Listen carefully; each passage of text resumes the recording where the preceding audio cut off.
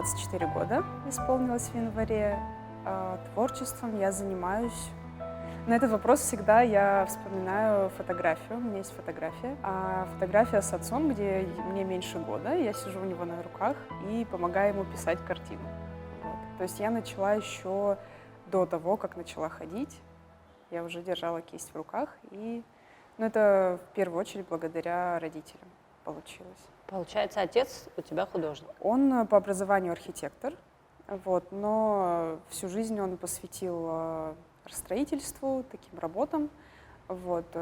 И в свободное время совмещал, писал картины, расписывал стены тоже. Поэтому вся моя семья, в принципе, связана с творчеством в разной степени, с разным творчеством, но вся семья. Родилась и выросла ты? Родилась и выросла я в городе Новомичуринск, Рязанской области. До 11-10 лет я там жила. Потом переехали в Тхорчал с мамой, с папой, с братом. И там я уже прожила 2 года, позже переехала в Сухум. Здесь закончила школу 9 классов, поступила в училище Сухумское художественное, закончила его, получила диплом и потом уехала в Москву. Продолжать учебу? В Москву я уехала, чтобы взять перерыв.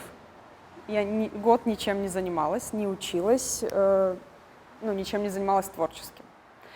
Я очень много работала в совершенно разных сферах, продажи, прочее, вообще в разных сферах. И потом, спустя год, я решила поступать снова в университет. Сейчас я учусь на 4-м курсе в Сочинском государственном университете на психологии. Здорово. Разброс такой большой. Но... Для чего тебе нужна была пауза? Тот самый перерыв. Да, это произошло из-за многих причин. Последний год в училище был очень непростым морально и физически тоже, потому что я совмещала работу в кофейне с дипломным годом в училище, и плюс я еще занималась английским параллельно. В общем, у меня не было свободного времени, я титанически устала. Это я сейчас понимаю, в 19-20 лет я этого не понимала.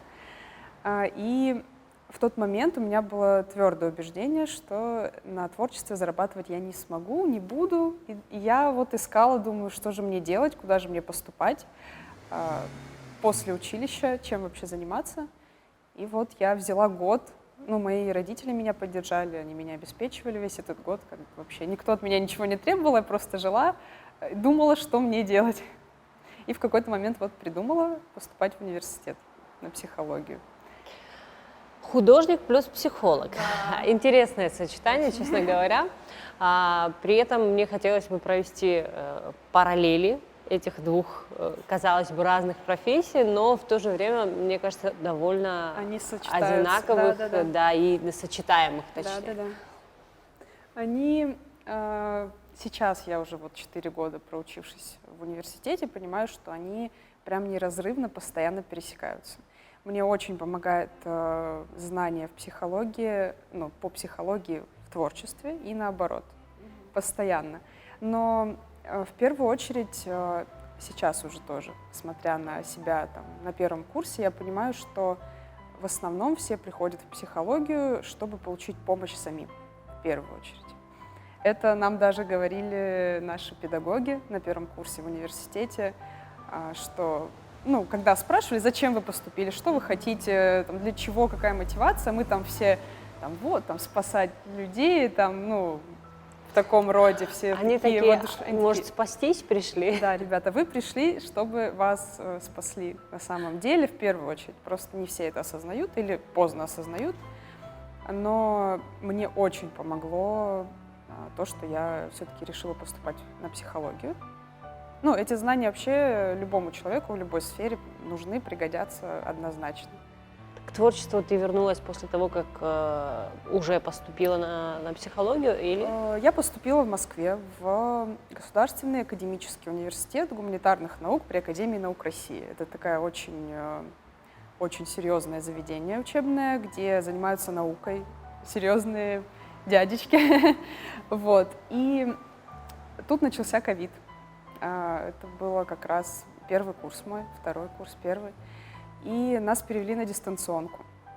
Я так получилось, что не смогла оплачивать свое обучение, потому что оно довольно дорогое было. Ну, в Москве жить, соответственно, тоже во время ковида и не работая как-то дистанционно, это было невозможно. И вот мы приняли решение, ну, тут еще совпали всякие семейные наши вечные переезды, и мы приняли решение, что я вернусь сюда и поступлю на заочное отделение в Сочинский университет.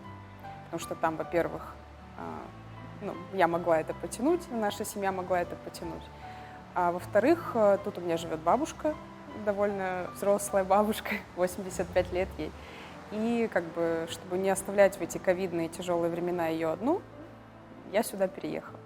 А уже переехав сюда, я поняла, что ну вот, чем я могу заниматься. И я как-то плавно вернулась к творчеству.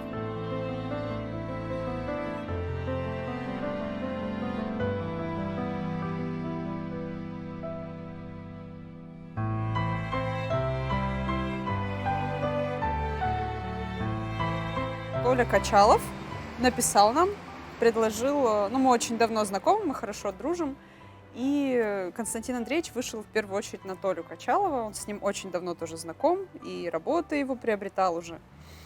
Вот, а Толя понял, что это не совсем его стиль работы, и решил как бы связаться с нами. Вот мы пришли говорить с Константином Андреевичем в шахматную нашу эту школу. Вот, там как раз проходило какое-то мероприятие. Честно говоря, я даже заинтересовалась, решила научиться играть. Вот. С Константином Андреевичем сразу мы нашли общий язык. Он вообще максимально позитивный, открытый человек. Вот. Мы обсудили просто, какая у него задумка, какие идеи. Вот. И уже после этого, наверное, около недели мы искали какие-то варианты. Вот. Позже встретились с ним, и из того, что мы выбрали, он уже выбрал, что ему ближе. Вот. И мы начали работать. В основном большая часть выполнена мной и Мирандой Кишмария. Но тут будет отдельная часть, где Толя Качалов будет работать, и еще третья стена. Работа не каждодневная, поэтому слегка из-за погодных условий растянулось все. Поэтому в такой работе сложно сказать, сколько времени это займет. Мы обычно приблизительно говорим, но так точно никогда не скажешь, потому что работать под дождем или в минусовую температуру очень сложно. Поэтому чуть-чуть затянулось все. Но сейчас, если погода позволит, в ближайшее время эту стену мы уже закончим и приступим к третьей. На сегодняшний день ты продолжаешь свое обучение на психолога, параллельно занимаешься творчеством. Да. Это тоже не такая неотъемлемая часть твоей жизни, и одно, и второе. Сколько времени ты этому делу уделяешь? Ой. Сейчас я вот когда уволилась из кофейни, это произошло 5-6 месяцев назад примерно, это произошло довольно неожиданно резко для меня самой, хотя все к этому шло, но просто так случилось, и я поняла, что вот я могу еще и работать, преподавать. Раньше я прямо отметала эту мысль, мне все говорили, что у тебя получится, у тебя такой склад характера, ну там, спокойная, серьезная, дети слушают, все хорошо. Но я такая, не-не-не, я не буду преподавать никогда, не хочу. А тут вот так получилось, все совпало, я попробовала, и сейчас вот творчество, оно 99% моего времени занимает. Мы также сейчас с Мирандой занимаемся росписью стен, как ты знаешь. Вот у нас тоже так совпало, идеальный коннект произошел. Но мы вообще очень давно дружим, и мы еще теперь и работаем вместе, и отлично работаем. Теперь вот роспись стен — это почти все мое свободное время, когда хорошая погода. А в остальное время это какие-то заказы, портреты в основном тоже бывают. Ну и вот преподавание в студии. И плюс еще психология, потому что я все еще учусь, сессия вот буквально недавно закончилась. В общем, как-то все это приходится совмещать, вроде пока получается, не знаю. Ты сказала о том, что ты отметала эти идеи преподавания, работы с детьми и так далее.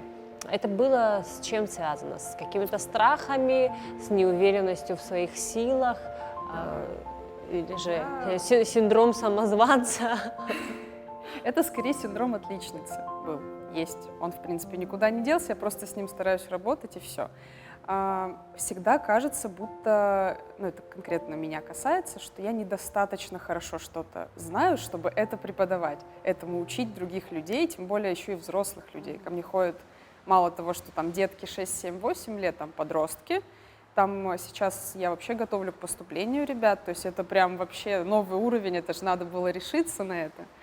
Вот. Но я просто переборола себя и сделала это, и все, и оно получилось. Ну, мне просто мои ученики говорят, что это мое, и как бы им нравится. Они все понимают, я умею донести информацию. Вот. Это хорошо, но у меня не было уверенности в этом вообще абсолютно никакой, когда я начинала. Спасибо Кате, что она поддержала меня в нужный момент. Прям потихонечку она там давала мне попробовать там и ее там группы повести, и арт-пикники как раз в тот момент были. И вот, благодаря этому я прям выходила из зоны комфорта, учила, и все получилось.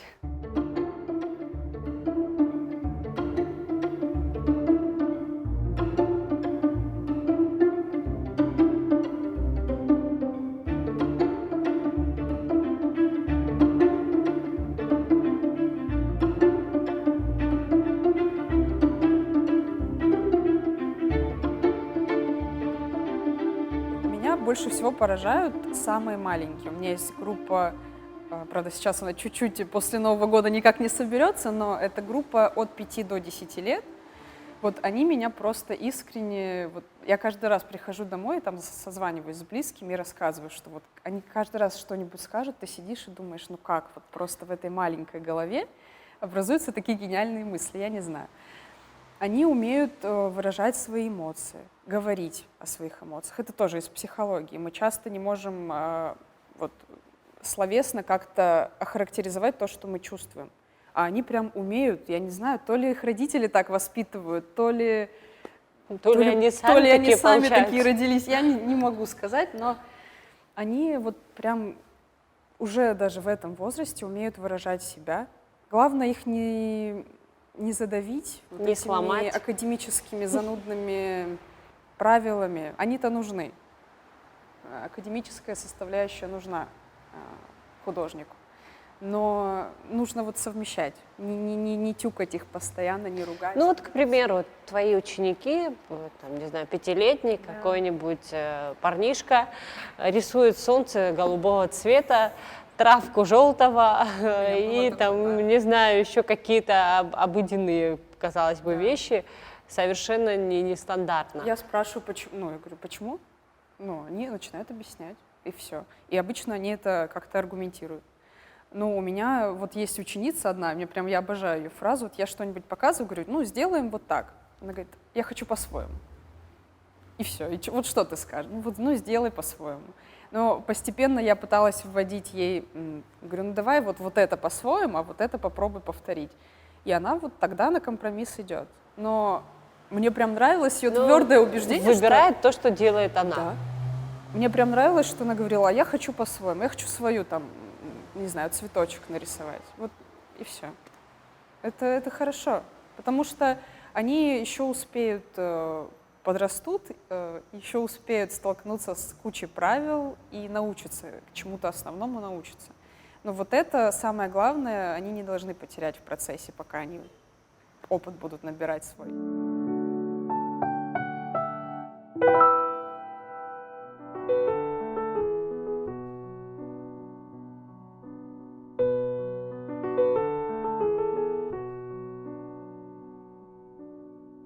Вот, я была подписана на какую-то художницу, она специализируется на набросках, на быстрых зарисовках. И она часто вот просто проводила такие, ну это не марафон, я не знаю, просто под определенным хэштегом вот мы выкладывали наброски каждый там день. А мне всегда нужен какой-то вот этот дедлайн, чтобы я, ну, вот, работала Чтоб эффективно. не лентяйничала. Чтобы быть эффективной, чтобы не прокрастинировать регулярно, что я делаю. Вот. Ой, это наша тема. Это наша тема. И вот эти вот малыши, маленькие набросочки, это все на улице сделано. Ну, просто вот я шла и вот так быстренько зарисовывала. И потом, когда я выложила это, мне человек 10 написали: «О, это же Бэнкси, ты же Бэнкси копировала». Я говорю: да нет, это не оно, но так случайно похоже по получилось. стилю. Он мне нравится, да, возможно, это из-за этого произошло. Да, Это тоже набросочки. это вот маленький эскизик перед На большой холст работой. перенесла? Нет? Да, это акварельная работа была большая, она есть. Классно. Да. Это в аэропорту. Как-то задержали рейс в Москву, я сутки с мамой сидела, вот. Там люди вот спали в абсолютно каких-то неудобных позах. Мне показалось, что Бродский в один момент, пока не прочитала, что аэропорт. Отчасти, кстати, похож, да. Ну вот, таких набросков очень много. Я, когда в Москве жила, вот, из метро, я постоянно рисовала в метро, в электричках, вообще везде. Постоянно. И это самые живые вот наброски, без фальши, без всего, как я их видела. С графикой дружишь? Да, это моя вообще любовь. Основное направление все-таки. Вот не знаю, нет. Я одинаково люблю и вот графику, ручкой, углем, пастелью иногда. Но пастелью реже. Я с ней чуть-чуть пока не подружилась. И также я люблю живопись, но в живописи читается то, что я люблю графику. Читается.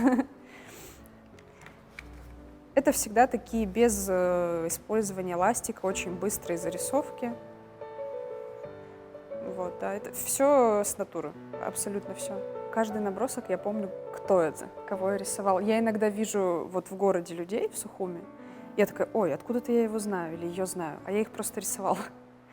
Абсолютно случайные незнакомцы на улице, которых я рисовала. А люди не обращают на это внимания? Не реагируют? Здесь в основном люди не реагируют вообще. Ну, когда я их рисую, у меня не было ни разу никакой реакции. Один раз я подарила пожилой паре набросок, где они сидели, мило обедали. Но это было просто мое вот такая... Они прям расплакались. Это был мой порыв, просто и мне захотелось их запечатлеть и подарить им. Да. Похоже на Сергея Лаврова.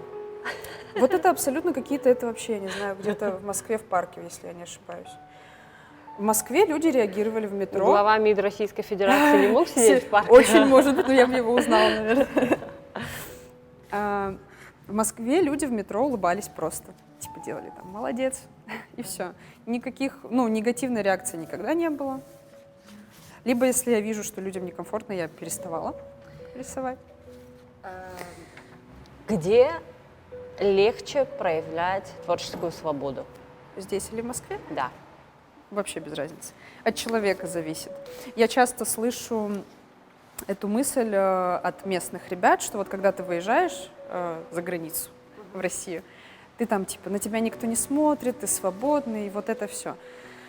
Я ничего такого не чувствую, потому что я одинаковое примерно количество времени прожила здесь и там, постоянно туда-сюда переезжая, и мне одинаково комфортно. Я, как и здесь, мне без разницы, смотрят, когда я рисую или нет, или там все прочее, так и там.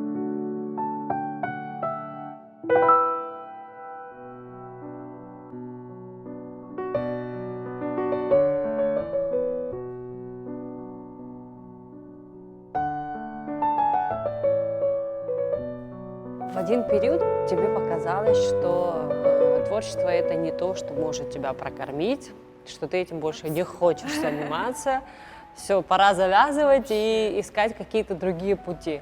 Но все равно ты вернулась к творчеству.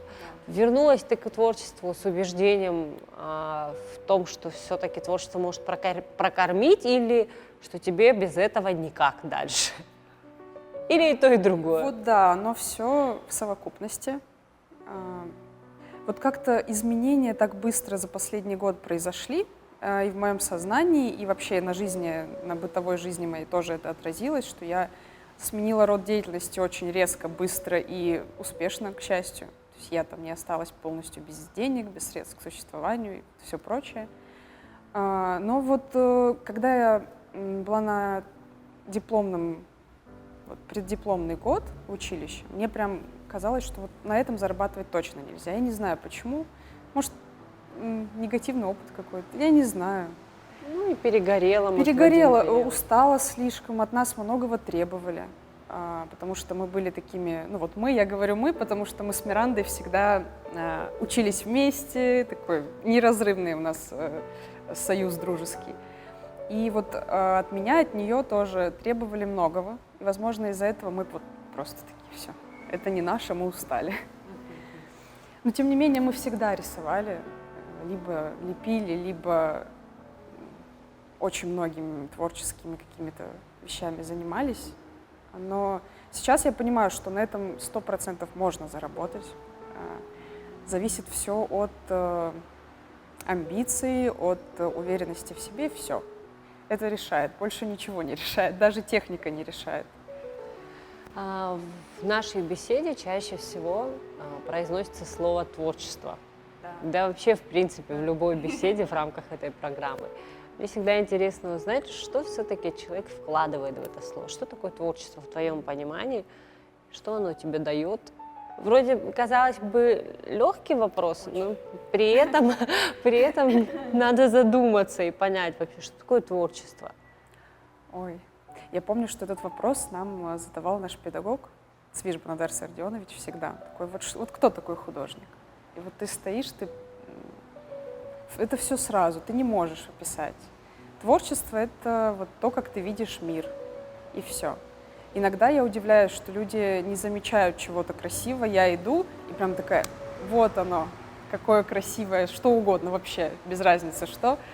А люди просто вообще они вообще не понимают, о чем ты. Вот в этот момент я вижу, что творчество, оно вот, со мной неразрывно связано. Это умение видеть просто прекрасно, и все. Наверное, без разницы, чем ты в итоге занимаешься, там, на чем зарабатываешь, или рисуешь ты, или не рисуешь. Это то, как ты видишь, больше ничего.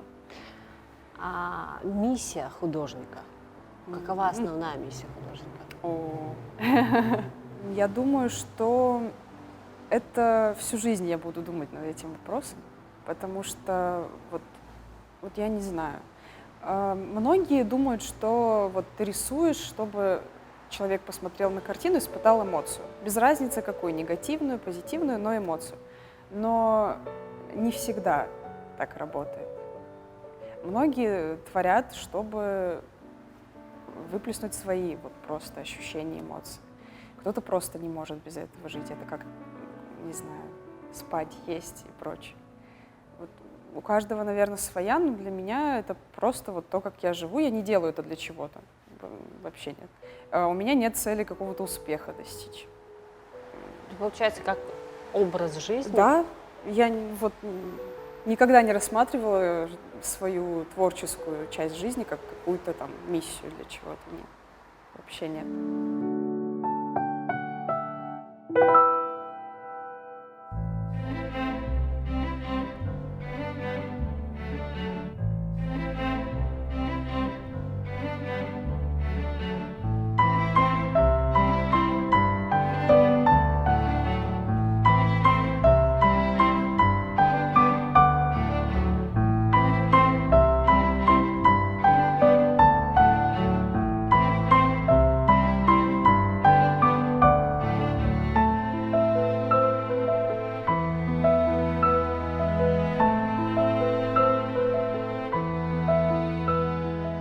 Я вообще очень люблю архитектуру. В какой-то момент я думала идти в архитектуру, как мой папа.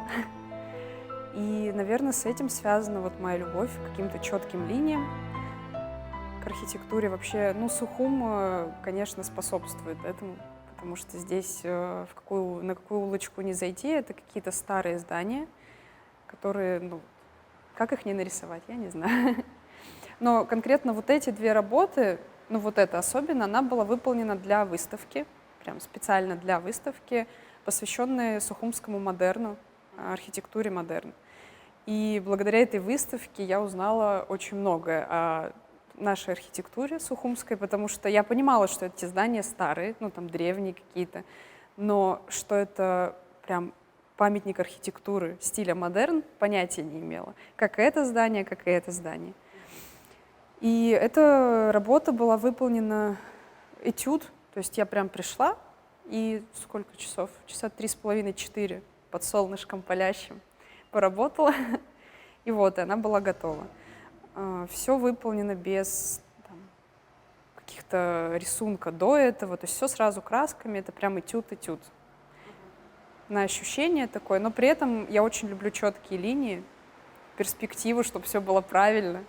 Как это сочетается, я не знаю, сложно сочетается. Когда одновременно любишь и живопись в ее таком понимании свободном, и при этом любишь прям, чтобы было четко, ровно. Где выставлялись твои работы?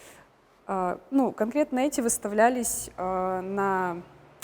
Ой, вилла, забыла, как называется. Дундер. Да, Дундер. Вообще выставок, если так подумать, за мою жизнь было, ну, ни много ни мало, может, 10, около того. В основном было в студенческие годы, когда мы с этюдами ездили, арт-пленеры были такие, до сих пор они, по-моему, проводятся, если я не ошибаюсь, со студентами.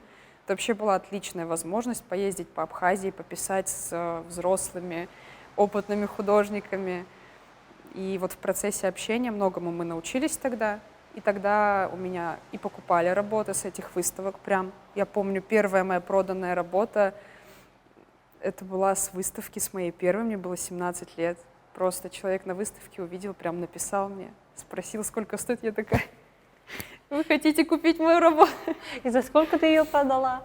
Ой, сейчас вспомнить бы. Ну, что-то в районе 4000, вот такая цена была, когда я ему ее назвала, я прям, у меня ручки тряслись, я думаю, господи, он не согласится, наверное. Он такой, ой, я думал, будет 1015. Я в какой-то вот тогда я поняла, что надо вообще-то как-то нормальные цены называть. Ну, в 17 лет мне казалось, что 4000 рублей за картину — это хорошо.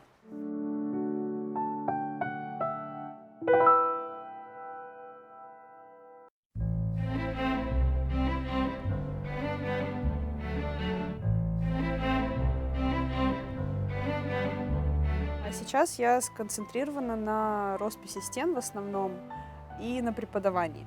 Я еще планирую сейчас развиваться в фотографии, но это пока задумка всего лишь.